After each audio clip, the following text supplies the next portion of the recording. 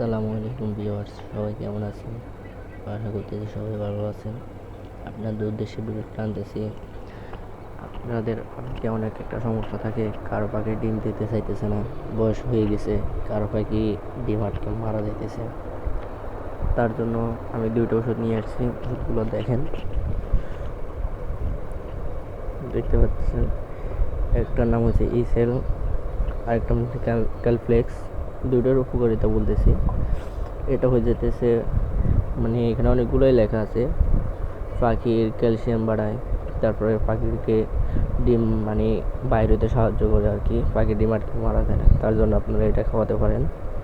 এটার দাম নেবে মনে হয়, দাঁড়ান ওয়েট, দেখতে পাচ্ছেন 140 টাকায় দাম নেবে, 100 মিলি আর কি, 100 মিলি।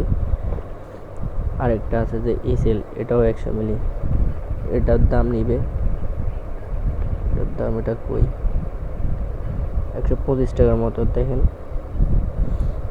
এটা 1 লিটার পানির মধ্যে এক এক লিটার পানির মধ্যে 1 মিল দিবেন আর কি, দুটোটাই সেম।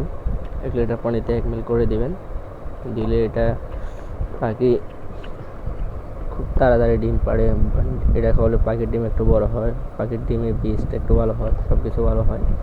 দুটোটাই দেখেন, এই দুইটা পাখি খাওয়াবেন। ধন্যবাদ সবাইকে।